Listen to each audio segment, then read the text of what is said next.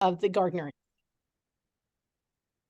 And thank you, Brittany. We are recording this, and we will send a copy to anyone who is registered today. So now I will turn it over to Drew. Katie, thank you. And I'll do this to be formal and provide the respect for the two authors that they deserve. Dr. Specht-Boardman and Dr. Brower, it's great to have you with us. Now I'm just going to go with Aaron and Ryan going forward, right? So it, when in doubt, go with the closer to monosyllabic, actually in both cases, monosyllabic. Aaron and Ryan, this is a wonderful book, right? For those, we should have given away in the title of the author series and this segment of particular new models of higher education, unbundled, rebundled, customized, and DIY, right? And it is very much so a reference book and a reference source. 5 great sections, right? The first focusing literally on unbundled, customized, and DIY, giving sort of an introductory overview on that.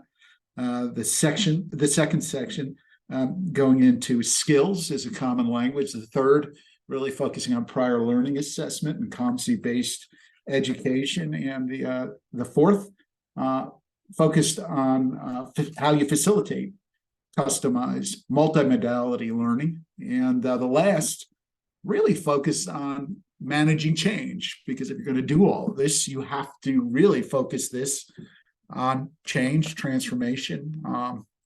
As Aaron and I have talked on a number of occasions, you don't change your culture or your organization like you change your shoes. It certainly takes some time and it takes focus. And this resource book is absolutely positively the right book at the right time. I could argue, if we use the American Council of Education's post-traditional student definition from about 10 years ago, maybe we even needed this book 10 years ago, but I'm not chiding you because the two of you compiled it and worked with others. I would say better late than never, but you know what? I didn't do one, you did one. So grateful for it, and grateful to have the two of you here. In the preface, you wrote, actually there's a heading, I'm not going to read what you wrote. There's a heading that literally gets at or asks, is it good that people actively mix and match higher education and training? And it's a great question, which is why I'm going to ask it to you and say, well, Aaron and Ryan, is it, right? So is it good that they mix training in higher education? Take it away from here, my friends. Aaron, you're on mute. Of course I'm on mute. After 2 years, you'd think we'd know better, right? Drew, thank you for the chance to talk with you about our book. We're pretty excited about it. As you mentioned, UPSEA did acknowledge it as their in their book award this year. Let me say, so before I answer your question directly, let me just say what the model is and how we sort of got there. We have been noticing for at least a decade that students are stepping in and out of higher ed.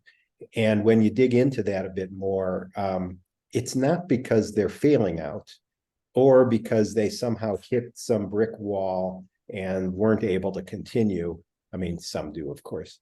But many students, we argue that it's a normative thing, that students are actually trying to piece together the kind of education and training that is most useful to them.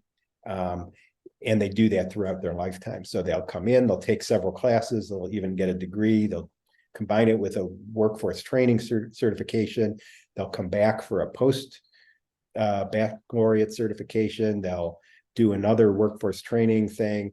And then, and I think in some ways, LinkedIn sort of grew up as a way to try and help people put all this together. Then they're trying to reflect in a better way, more realistic way. Here's who I am in terms of all the background and training that I've got. In other words, for credit and non-credit, workforce training, certifications, degrees, etc. So we make the point that we meaning higher ed, should be leaning into this. This is what people need, and it's what we should be providing. And how you do that is the key.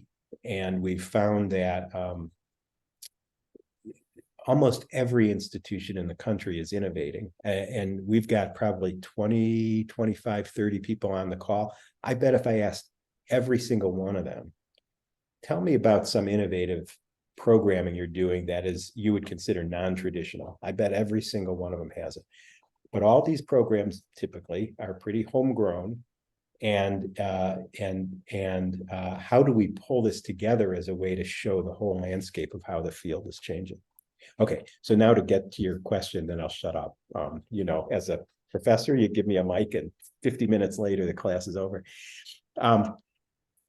Yes, we think it is a good thing that people are mixing and matching, with a couple caveats. And I want to read a passage from the book about this. So this is in the preface. Promoted correctly using policies, practices, and recommendations discussed by chapters in this book, this mixing and matching model of education and training is the right model to embrace and lean into. It makes education and training accessible to working adults across the US and the world because it adjusts to their lives versus the other way around. This approach holds the promise of making education and training truly a democratic endeavor. But it's essential to emphasize a key point in the paragraph above. This model of higher education and training needs to be developed correctly. With no quality standards, this model can be exploitive. With no ability or even logic to help people rebundle, they're left with a bag full of disconnected and disparate experiences. With no funding mechanisms to provide training and education beyond what one can afford as a purely personal good, societal inequities are not only maintained, but exaggerated. And with no thought towards the importance of a diverse ecosystem of education and training providers, monopolies will flourish and choke out future innovation. So, you know, in a sense, what we're trying to say here is this, I don't know, revolution is a little strong word, but this evolution in higher ed and training is happening right now, and it's happening already, whether we like it or not. If we don't lean into this, if we don't grab a hold of it, we just don't have the opportunity to fix some of the inequities and other problems that is true in education now, and we just don't have the opportunities to kind of make it better. So that was a very long-winded way to kind of set the stage and get to your question. You qualified what you said first, revolution, then evolution. I'm gonna actually push back on that just a little bit and at least sort of meet in the middle. You know, I'm a historian 3 times over. You know, but nevertheless, I'm also a diplomat. I'm going to call it a revolutionary evolution, right? And I say that simply because it will force us to embrace technology in ways we've never done before, to really concentrate on what competencies, what skills, what types of learning really matter, and how they manifest themselves across various forms of programs. I didn't write the book. I'm just, you know, and I didn't even contribute a chapter, right? Although I did, you know, clearly read segments of it. So I'm just going to say that don't sell the effort short. You would never do that. But when you said it was more evolutionary, I think it's a little more than just evolutionary. On that note, I think you touched on a few elements behind the big why as you answered that question, right? But are there other aspects behind the why you and Ryan both wrote and worked with others to write this book, right? Why this book? Why now? Yeah. Ryan, why don't you take this one and you can talk about some of the various themes that we uncovered too. Yeah, absolutely. So I think a couple of key pieces.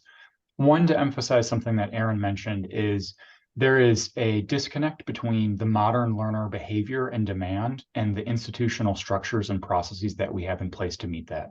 So many of our, as a higher ed ecosystem, structures are still centered around a fully packaged degree as our kind of primary product line, if you will. And as Aaron mentioned, we know from all of the data, and this has been around for decades, learner behavior through the higher ed ecosystem is demanding a more diverse, but then also B, longer term engagement with those products. So rather than just a bachelor's degree and then I'm done for 40 years, they want to engage in continual boot camps and micro-credentials and being able to track that along their journey. And so part of the impetus for this is starting to say, what sort of changes do we need to make structurally, systemically, funding, policy, program development, in order to start to shift to match our structures with what learner demands are? And this is a kind of a key element. But then the second piece of that is helping to advocate, we talk about learner mixing and matching in here. That mixing and matching concept also should apply to our higher ed institutions and ecosystems as well. And what I mean by that is oftentimes in our development processes or our institutional structures, the people doing the boot camps are different than the people who are doing the degrees, who are different from the continuing education office, who is different from the folks running your PLA or prior learning assessment effort. And those activities may or may not be interconnected. And so innovation is happening, but it's happening on islands. And so part of our call here is to say, for a coordinated ecosystem level strategy, of which we believe is necessary, we're going to kind of walk through over the span of these 22 chapters ways that we can integrate and bring together these different innovations to create these more flexible and adaptive pathways for learners to attain credentials. So I think that kind of those two elements are part of the why to call us all together in that area.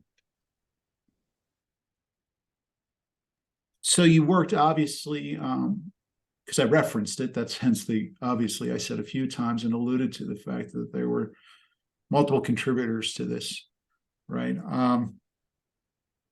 Aaron, Ryan, who contributed and in what ways, right? Can you give us? So we had over 50 authors contribute to the 22 chapters, representing about 30 to 32 unique institutions. And this is a broad spectrum of diversity of contributions. We have everything from land-grant R1s to small liberal art institutions to large ed tech providers to community organizations, everything from Washington State to Florida and California to Maine, and even an international perspective. So I think part of the strength of the voices coming together is saying, here you can see a variety of different institutional types and sectors both within and outside of traditional academia coming together to articulate a clearer vision for how we can work together and integrate our product offerings to better our educational enterprises. So it's almost a quote unquote, everybody's doing it. And you should take a look at how they're doing it. How they do it may not necessarily be exactly how you should. Context and culture matter. Yet at the same point in time, as you shared earlier, Ryan, it's important not to have islands of innovation, but rather get this out there and see how specific approaches may be adapted and adopted in different contexts and environments. On that note, specific approaches, right? And let me do a little bit of moderation real quick right now. Colleagues, we do have the Q&A function. It is live and well. I know Katie may have shared something along those lines in the chat too. I'm going to probably ask Aaron and Ryan one more question of my own. And then we really want to open it up and have this be a conversation with the 52 members of the participating audience, right?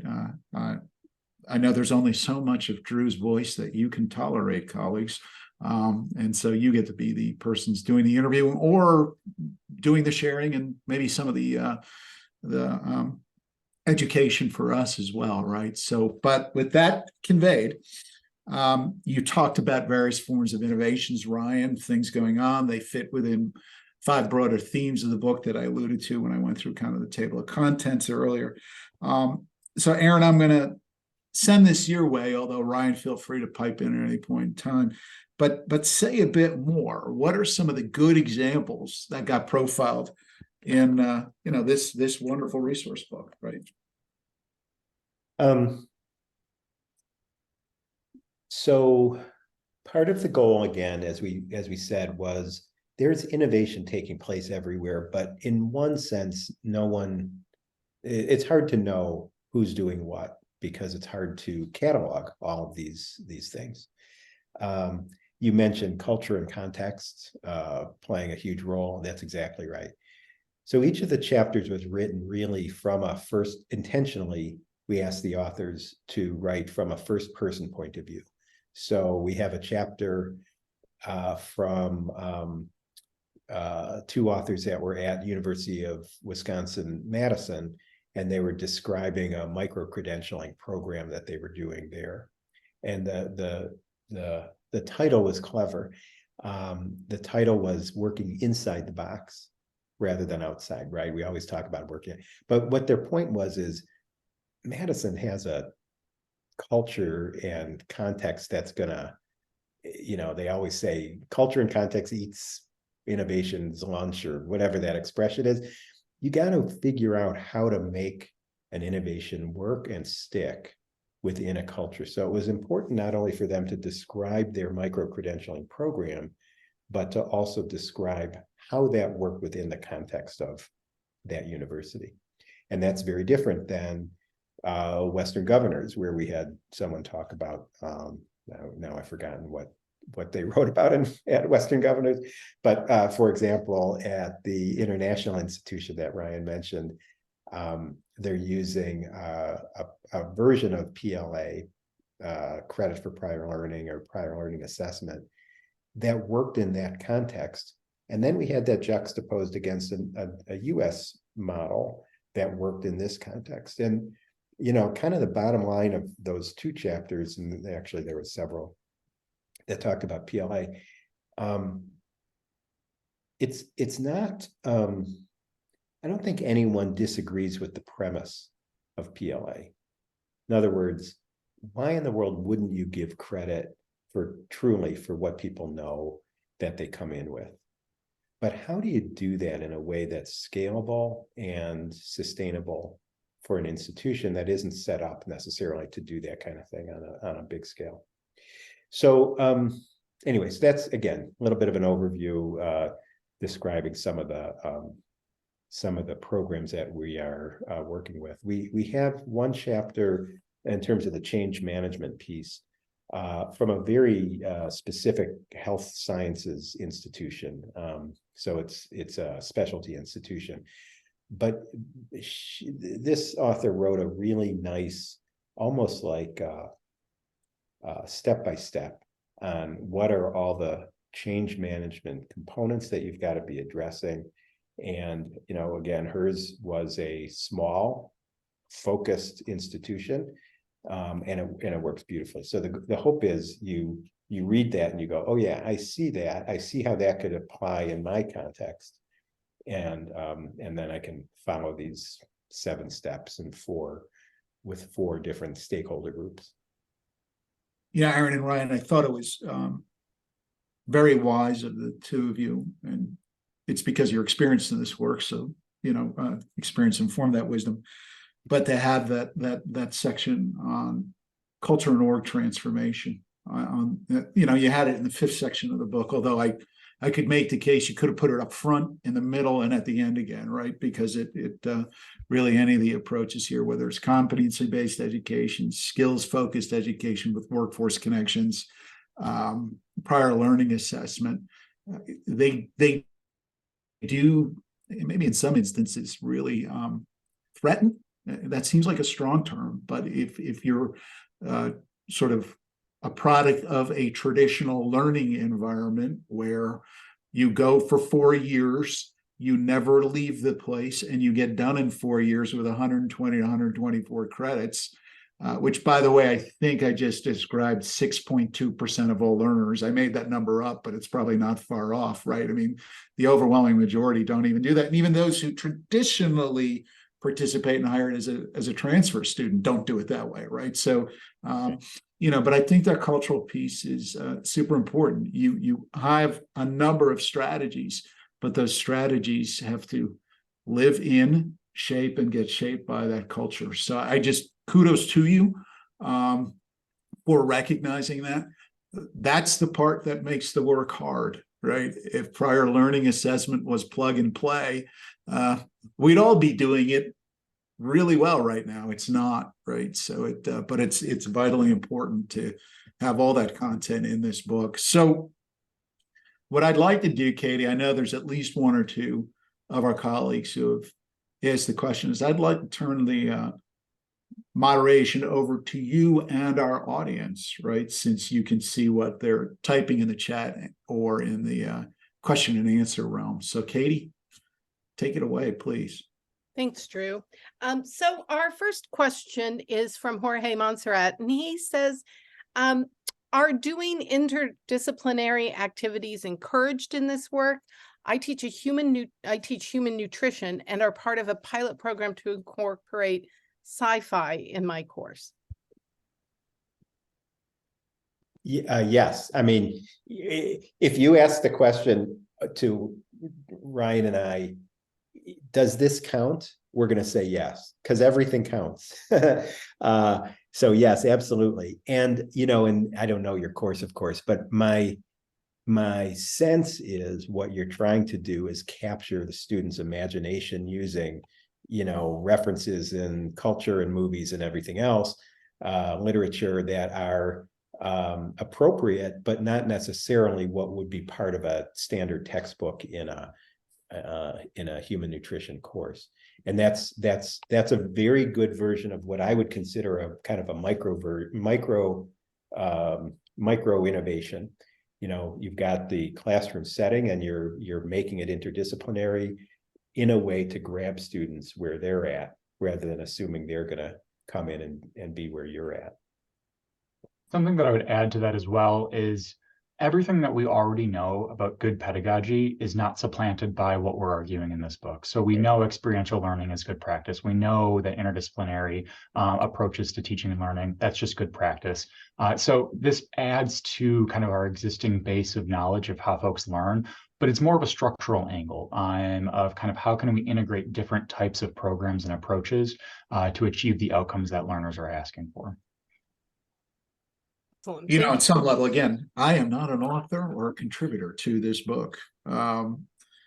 As a person with an interdisciplinary PhD, the DIY element for a person in American studies really resonated, right? Because while I didn't have to pull from various institutions or various life experiences, when you do a degree like I did in an institution where I did it, not unlike the institutions where both of you have worked, right? Large research universities, sometimes pulling together courses from multiple colleges and fitting them into a program of study in a university does have a DIY feel to it, right? And I would say more thoughtful structure around that. No jab at the institution from where I got the degree, but particularly in the higher ed ecosystem, could have made that degree program or any degree program, you know, much easier. So a question for you. It might have satisfied my wife when she, when I reached year 10 in my PhD program, you know, asking, why is it taking so long? I'm like, because I got to pull from everywhere. Anyway, I digress.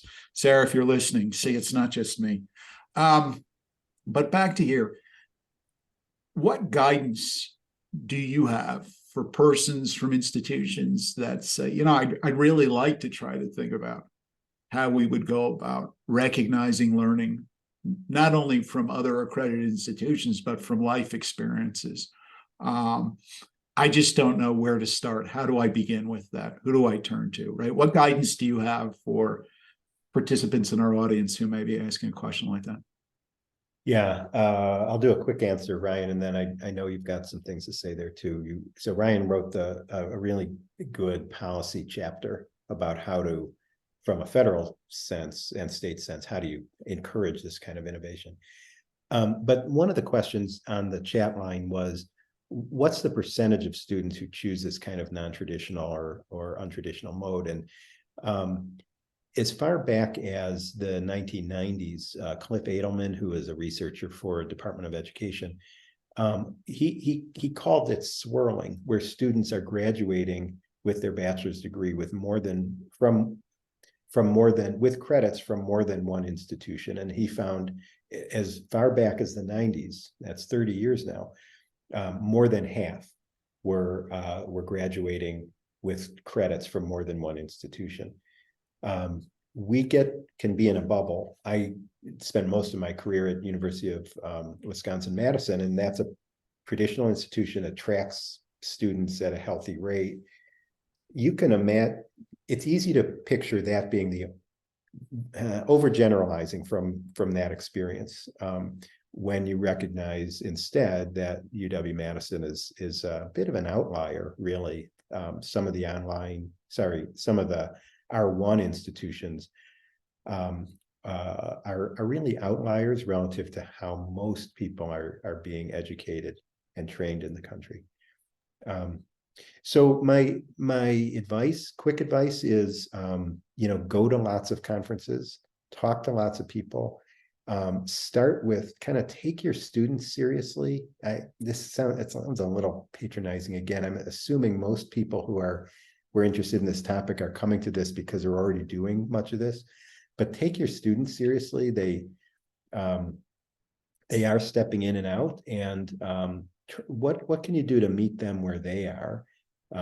That's kind of one place to start with. And then everything is about, having the good ideas, step 1 and 10 in a 10-step process, and steps 2 through 10 are always about operations and how does the budget work, and can you get the registrar to capture the right thing? And we can tell story upon story of how those operational details get in the way of innovation, but stick with it and then work your way through on all those operational steps.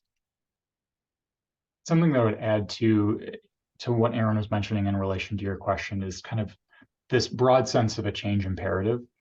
And what I mean by that is trying to pair, and I referenced this earlier, but to belabor the point I think is worth making, we need to change our processes to meet the demand of the current modern learner. And we know from our data that learner behavior has changed. The traditional, I show up at 18 and I stay there for 120 credits and I leave at 22 and I now have a job for the next 40 years and then I retire. That's not a thing. And so moving forward, how can we engender policies and processes that meet what our learners are asking for? Things like competency-based education is now present in all 50 states in K-12. Learners are not saying every K-12 environment is competency-based, but many learners are now coming to college where they were expecting a self-directed mastery-based learning environment and are now caught off guard when it's not. We know from data that the current generation that's growing up, Generation Z, and I think there's some things to be said about generational kind of broad stereotypes, but what we are seeing from a data perspective is that these are individuals who have a much stronger proclivity to self-directed learning. This is a generation that grew up watching YouTube to solve problems. And so then they come into an environment that's not grounded, that says you don't have agency anymore in your own learning. These are the things you have to do, and these are the order that you have to complete these credits, and then you'll get your credential at the end. That's just not aligned with how that generational values is set up. And then from an ecosystem or policy perspective, 17 states have gone to degree optional hiring from a state government perspective. The feds are currently navigating degree optional hiring. We see organizations like Tear the Paper Ceiling, which has partners as big as IBM, who are saying, actually, we're no longer going to use a degree as our credential or our gatekeeping credential for hiring. We're going to be looking for competencies and skills. And so I think we have an imperative to meet the moment and say, yes, and I'm not saying by no means that a degree is invaluable. I have several myself. That's a key part of my experience. That's not my message. My message is, how can we broaden our understanding of what our educational ecosystem can provide? And we're teaching incredible skills and competencies. And what learners are asking for is, let us be able to help and have agency in the accumulation of those credits and competencies, and mix and match those with a variety of different training modalities to come to the outcome that I want. There's some really good questions. I'm reading on the chat.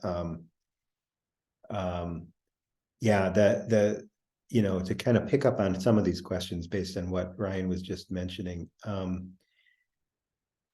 the world is changing. This group of students is already changing, and forget about just the 18 to 22-year-olds, but on most of our institutions now, the average age of undergraduates is 25. So, we're getting students older. And I think a fear, I don't want to overstate this because I don't think our in industry, higher ed is more fearful or more change resistant than every other industry. I think it's the same. You get used to what you do. But the fear is we're going to get put out of business. When the IBM program Ryan just mentioned takes full form, why does anyone need a degree? Does that mean higher ed is going to close down? Or when Google certificates, become more the norm, who needs to go to a computer science degree? There's all sorts of good answers why people should get bachelor's degrees in computer science. It is more than technical skill. But the point is, isn't there some way to piece these puzzle pieces together to provide the optimal learning and ongoing continual learning experience that we want to have for students? And that's really where we're at. And if the change has taken place, if we don't embrace it, we will become not the leaders in this field, but just one of many in this field. So that's kind of where we're at with this. So you're talking about change. The book is all about change. We talked about cultural change earlier, and now Shravadas, one of our participants, talked about the world changing so quickly and technology changing so rapidly. But higher ed is an ecosystem, and I sometimes hesitate to use that phrase because, but does not change. And you alluded to this earlier. It does. There's just ways we've done things historically, and sometimes it's hard to. So what can be done to speed up change in higher ed organizations? What have you seen that works? One of our chapters is written by a colonel at West Point on strategic future analysis. And we put this in the first section because I think this is an excellent chapter to talk about the first step in being able to manage change is to anticipate it. So that way your response is happening proactively or in real time rather than reactively. And so he writes a lot about how you can strategically, and this isn't just traditional strategic planning at an institution where we write our 3 to 5 year strategic plan and it's all nicely packaged and branded. He's talking about a 5 to 10 to 15 year futures analysis where you're saying here are the likely disruptors that are coming based off of all of this work, and then you build a proactive model to meet and or build that future that you're leaning towards.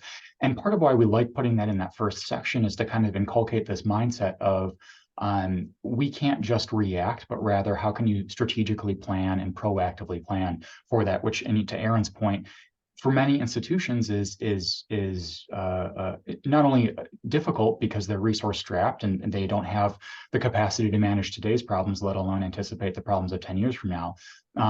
But beyond that, I think it helps reframe that into a more proactive mindset in order to achieve that. The other thing that I would mention as well on top of that, higher ed, though overall tends to be more conservative, and I don't mean politically, I mean just broadly speaking as it relates to change. We have demonstrated in the past that as an industry, we can meet rapid change. For instance, in 1930, only about 130,000 bachelor's degrees were awarded annually. By 1960, that was 800,000. So in the span of a generation, we more than 8-fold increased the capacity of the industry. And this was just baccalaureate degree change. In just a span of a single generation, 8-fold increase in an industry. That's remarkable. And so we have the capacity for rapid change. Now, I don't think we can wait 30 years this time. But we can lean on some of that innovation and bring that to the forefront of our planning.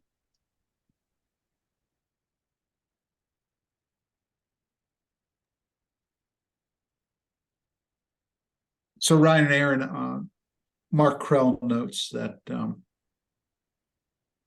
the traditional demographic, and we've mentioned this a few times, is no longer the majority.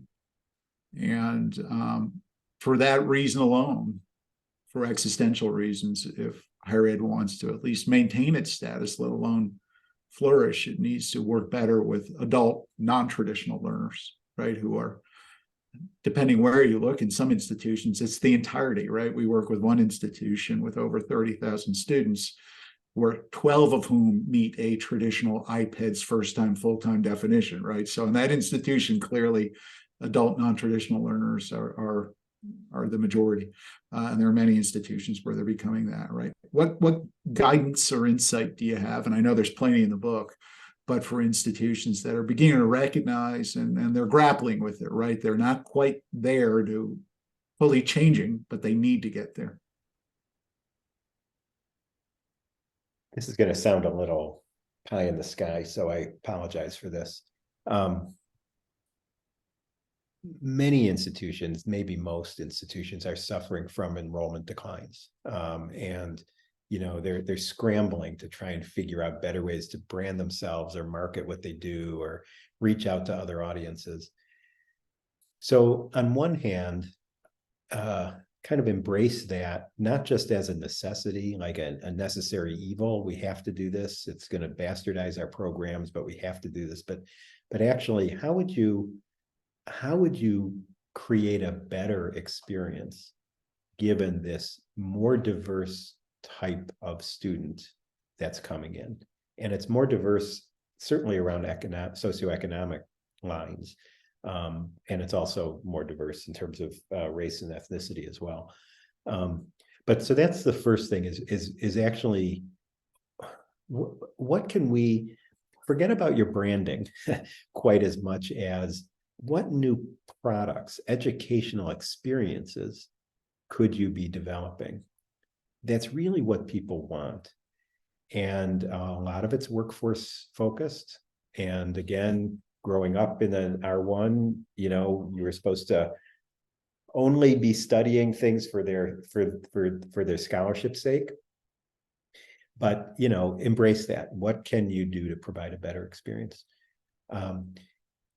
Well, I'll stop there. So but I do think that's kind of where we're at, and connect with both Ryan and I in our Ryan's at the beginning of his career, and by the way, Drew, Ryan is in his PhD program. I hope from your lips to God's ears or whatever, he when you called him Dr. Specht-Boardman, he's not quite there yet, but he's getting there.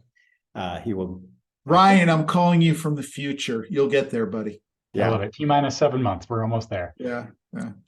But some of our strongest colleagues were not only in other academic departments, but were in the registrar's office and financial aid office. And I could tell you the story of how when we were starting our competency-based program at Wisconsin, we worked with faculty to develop these really excellent learning outcome statements that were going to become the basis for the transcript, the new transcript.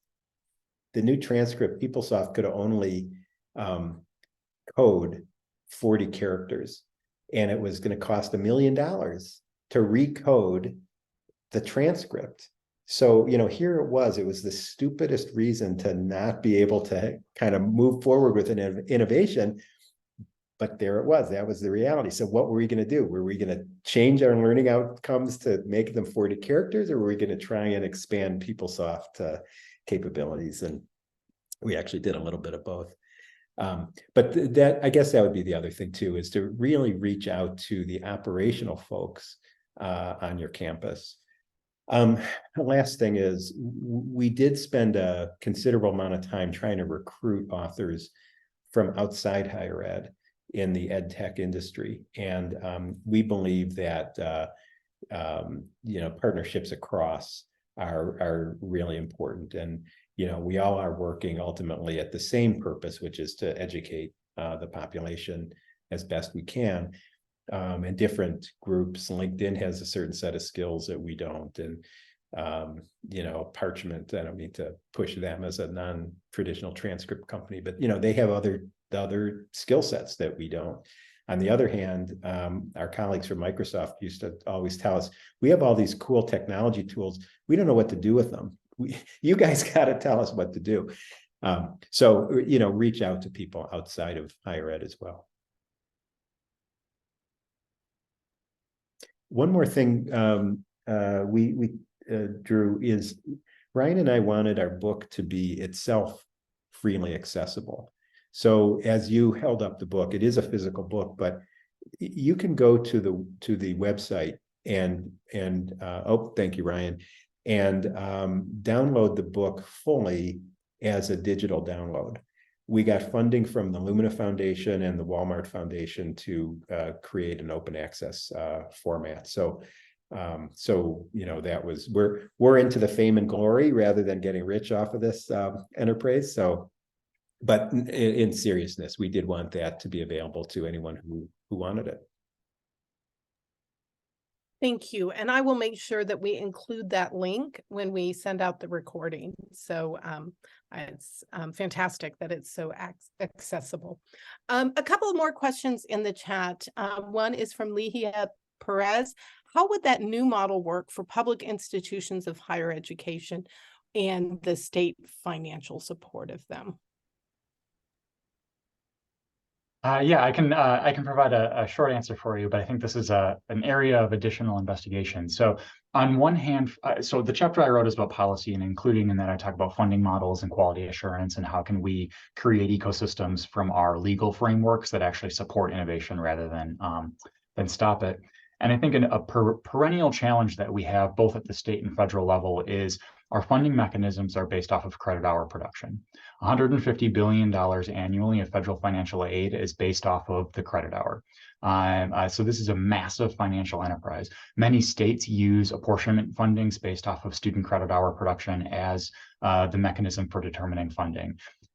And that is often at odds when we're talking about things like competency-based education, boot camps, digital badges, unbundled learning, not like all of these kinds of different frameworks, which may or may not, and in many cases often not, utilize the traditional credit hour as a stand-in or a proxy for learning. And so I think that's a tension that we have is, yeah, we want to go off and do all of this, but the funding that we have coming in is for our traditional degree seekers. And you know, if we have leftover, we can fund the innovation, the cool stuff, but we're kind of stuck with this model. And so I think part of the answer to that is it's going to require all of us in the industry to go and work with our legislative liaisons to say, how can we come up with funding models that reward and incentivize innovation and or models that follow the learner rather than follow the production of the institution. So if a learner wants to take Title IV and enroll in a non-credit training program at an institution, which from a learning perspective may be just as, if not more valuable than if they took that same course for credit, how can we come up with systems that will actually support and enable that so that the funding can follow the learner based off their needs, rather than only saying the thing worth funding is for credit education in a degree, because currently our funding mechanisms say that's the only thing of value. So there's an opportunity here too. And as we have not found yet, so again, here's one of these things where we know what the answer should be, and we have not yet found what the business model will be that supports this. If you take seriously the idea that people will step in and out of education and training throughout their entire lifetime, how could you build a model, an engagement model with students, almost like an Amazon Prime type model that allows them to easily come back to your institution for the rest of their life and get whatever it is they need to get, you know, whether it's support or training or mentorship or whatever. The institution that does that will be, will be heralded across the country, because there's a lot of people who already see it. They know it should happen, but they haven't figured out yet what that business model is and how to package it in the right way. So that's kind of an opportunity here, almost a call to all of you to keep thinking about projects like that would really push this model even further. And building off of that, Aaron, in a related vein, you know, there's interesting work where folks are advocating for something similar to like an HSA, but for education, where you have every American citizen has $500 annually that goes into a tax-deferred account that you can utilize for whatever form of education or training that you would like. Much like your HSA, you can take that and, you know, go buy prescription sunglasses or use it to pay for medical labs. And so there's certainly problems with that, but also solutions. And my point being of part of this answer to how can we have a system that better enables learner mixing and matching across products needs to come with a policy and a funding apparatus, to your point, that actually enables that. The Department of Ed is actually actively experimenting with some new financial aid models. A couple of years ago, they had a negotiated rulemaking process that tried to rewrite some of the rules related to competency-based education per se. And they did a pretty decent job with that. And God, I would tear my hair out if I worked in the federal government. It's just such a slow process, but they did pretty well. And then just last year, they had another process also related to some financial aid rules and also related to some of the accountability for institutions doing the non-credit. There's sort of a recognition that non-credit activity trainings are growing even at universities, but how do we regulate this? Because all of the rules, as Ryan said, are really built around the credit hour. And they did a decent job. I think they didn't quite get that one right, but they're in the right direction. And so, there even the federal government is finding some ways to move forward. One last thing too, you ask about suggestions. Some of you are aware of what's called proactive advising, or sometimes it's called intrusive advising. We've found this to be invaluable with adult students as a way to help them not only navigate their life as they're going through school, but also as a way to help them rebundle, right? So we talk about unbundling and the dismantling of, micro credentials and stuff, but how do you help them? How do you help students pull this together and see what they have and what they need? This proactive advising model is a good model for that. Those of you who already have a foothold there, you might be able to think about how to expand that work for lots of other students so they can take advantage of it too. With the proactive advising piece, I'm reminded of a comment that a real thought leader in transfer and a member of the senior program officer now at ECMC, Steve Handel, once made to our board of directors at the Gardner Institute. And he said, we'll never have enough advisors to help every transfer student. He was talking about transfer students at the point in time, right? He wasn't disregarding the role of proactive advising. He was saying if that's the sole solution, what he was really getting at was the role of technology and technology-informed advising around this work, right? What have you seen as the role, or if not fully evolved, at least the promise of technology in taking what can really be a laborious process? One of my colleagues, Greg Hallman, once computed for a student to get a Russian and a mechanical engineering degree and bring him credits from 3 institutions that the institution didn't recognize. It would take years for all of that to come to fruition, from the credit analysis, the mapping of courses, the mapping, right? So it's a laborious process. What's the role of technology in all of this? Go ahead, Ryan. I know what you're going to say. Go ahead. Yeah, so I think that a couple of pieces. The first, your question and the question before that reminds me of the first chapter, which we have an author, Kate Kazin, talk about learner agency. And she gives the analogy of when you go to the grocery store and there's 40 ketchups to choose from, and you're just like, I don't need 40 ketchups to choose from. Give me 3 and give me the pros and cons of each, right? And so I think that comes down to how do we design to enable an appropriate amount of agency? We know from credential engines analysis about 2 years ago, there's over 1 million post-secondary credentials currently on the marketplace. No one human, no one advisor could ever reasonably navigate that full breadth of a marketplace to help a learner get what they need. And so there's innovative models that are happening as it relates to how can you utilize generative AI and technical solutions. I feel like lately a lot of people have just said the answer is generative AI, but then don't back that up with what that actually means in practice. But in this case, there's a lot of good work happening at states that are helping pair a learner's needs with available credentials. So for instance, in Alabama, CBEN is doing some good work. It's called the Alabama Talent Triad, which is utilizing a technology solution to pair job postings with a learner's unique profile. So they can say, I want to apply for that job. I'm missing these 5 or 6 competencies. And then it'll automatically help direct them to, here's where educational providers can help you gain those 4 or 5 competencies you're missing. To then you can get those, it updates onto your digital wallet, and then you can go apply for that job, and it's all seamlessly validated.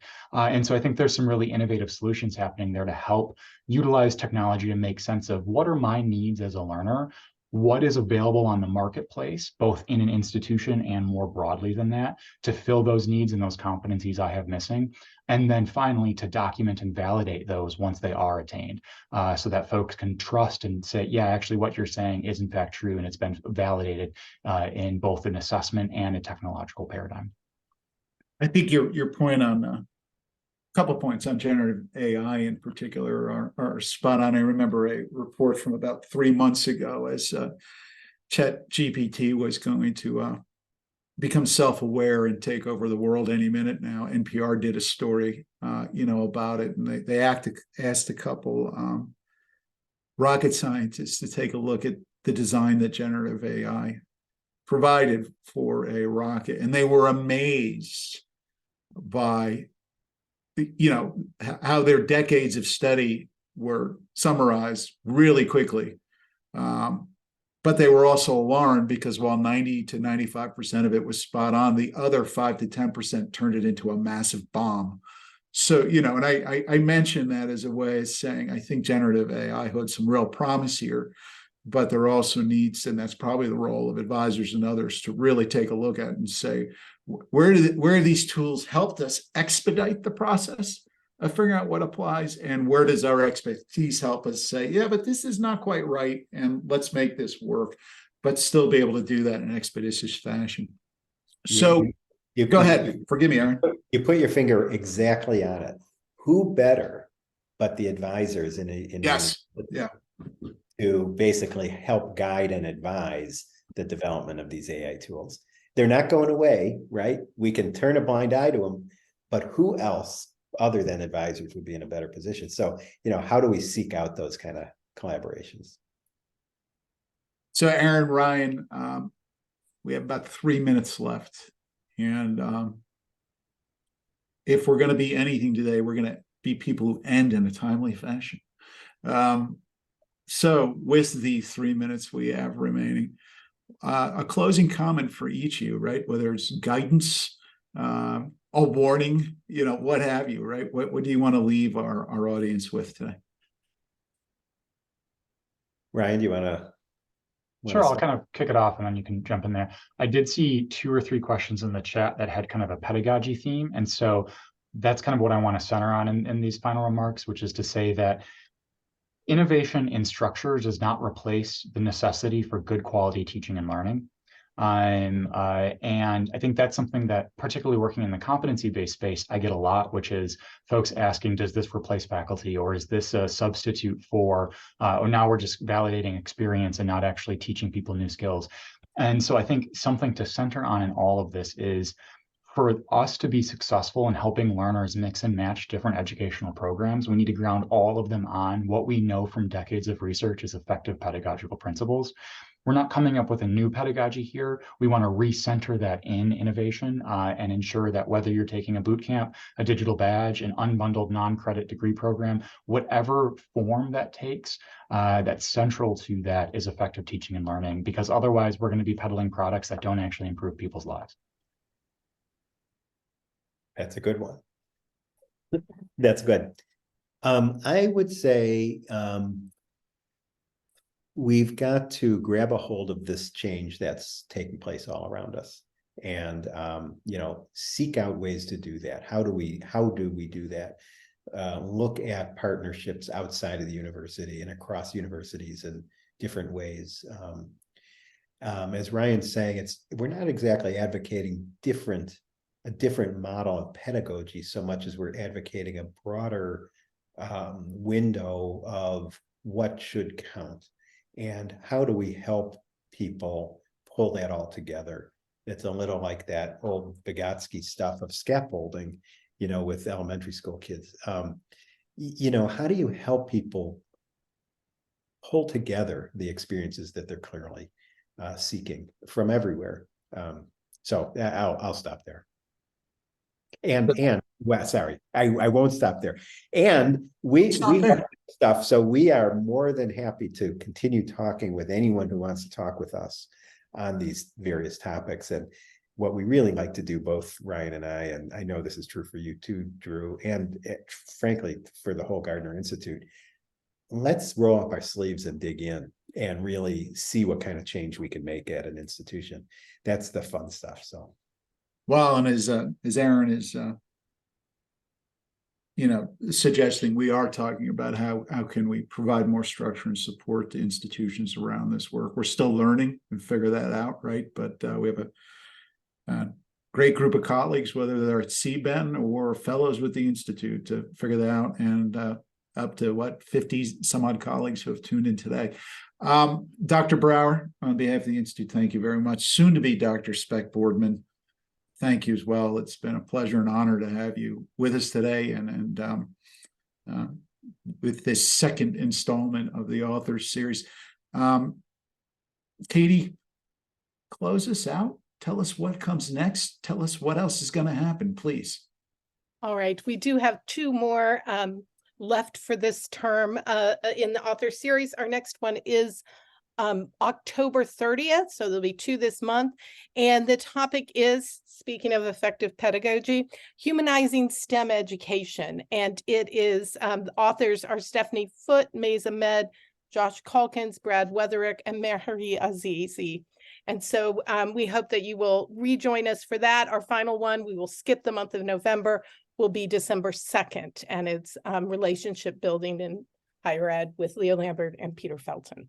So thank you, Ryan and Aaron. We do appreciate your time today. And Drew, as always, thank you. And thank you everyone for being here. Bye all.